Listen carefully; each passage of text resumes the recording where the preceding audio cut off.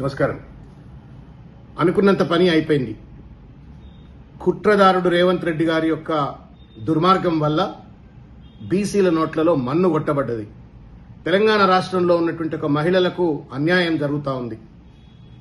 కులగణన పేరు మీద దాదాపు 200 కోట్ల రూపాయలు ఖర్చు పెట్టి Bhusani Venkateswararao committee, justice Sudarshan Reddy committee, ఇవన్నీ కమిటీల పేరు మీద కమిటీలు పెట్టి ప్రజలను మభ్యపెట్టి 2 ఏళ్ల పాటు తాత్సారం చేసి ఆఖరికి వాళ్ళ బీసీల నోట్లో మన్ను కొడుతూ ఇవాళ మొత్తం బీసీ, ఎస్సీ, ఎస్టీ మహిళల యొక్క నోట్లలో మన్ను కొట్టేటువంటి ఒక రీతిలో జీవో 46 పట్టుకొచ్చి దాని ఆధారంగా ఇవాళ రాష్ట్ర ఎన్నికల సంఘాన్ని తొత్తుగా మార్చుకొని ఇవాళ ఒక లోపభూయిష్టమైనటువంటి ఒక ఎన్నికల నోటిఫికేషన్ షెడ్యూల్ను అనౌన్స్ చేసినారు.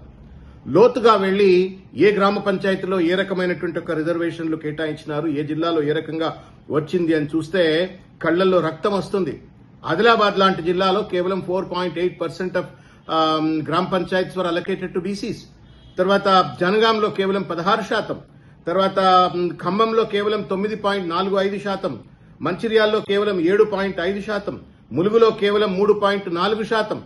ఇట్లా అనేక జిల్లాలలో, నాగర్ కర్నూలులో 13%, నల్లగొండలో 15%, అసలు బీసీలే లేనట్టు మొత్తానికి వాళ్లకు రావాల్సిన కోటాను కూడా గండికొట్టే విధంగా ఇవాళ రేవంత్ రెడ్డి గారి ప్రభుత్వం ఇంత దుర్మార్గానికి పాల్పడ్డది. ఇంత దుర్మార్గానికి వీళ్ళు వాడుతూ ఉంటే ఎన్నికల సంఘం వాళ్లకు వంతవాడినట్లుగా ఒక లోపభూయిష్టమైనటువంటి ఒక జీవో 46 పేరు మీద ఎన్నికల నోటిఫికేషన్ ఇచ్చినారు. మహిళల విషయానికి వచ్చినట్టయితే ఏ జిల్లాలో గాని, ఏ గ్రామ పంచాయతీలో గాని, ఏ మండలంలో గాని 50% వాళ్ళకు రావాల్సినట్టు ఒక కోటా కూడా దాటినట్టుగా దాఖలాలు కనబడతలేవు. ఇది మోసం, దగా, కుట్ర. దీనికి తప్పనిసరిగా ప్రజలు ప్రజాక్షేత్రంలో కర్రు కాల్చి రేవంత్ రెడ్డి గారికి వాత పెట్టాలా. రేవంత్ రెడ్డి గారి జేబులో నుండో ఆయన ఆస్తులను ఇవ్వమనడలే, రాజ్యాంగం ఇచ్చినటువంటి ఒక హక్కులను కూడా పూర్తి స్థాయిగా అందనివ్వకుండా కాలరాస్తున్నటువంటి ఒక దుర్మార్గుడు. ఇవాళ భారత రాజ్యాంగ దినం. Today is a constitution day. ఈ కాన్స్టిట్యూషన్ డే నాడు తెలంగాణలో లోకల్ బాడీ ఎన్నికల పేరు మీద రాజ్యాంగపరమైనటువంటి ఒక హక్కులను కాలరాస్తూ ఇవాళ బీసీలను, మహిళలను ఏ రకంగా కాలరాస్తా ఉందో చూస్తా ఉన్నాం.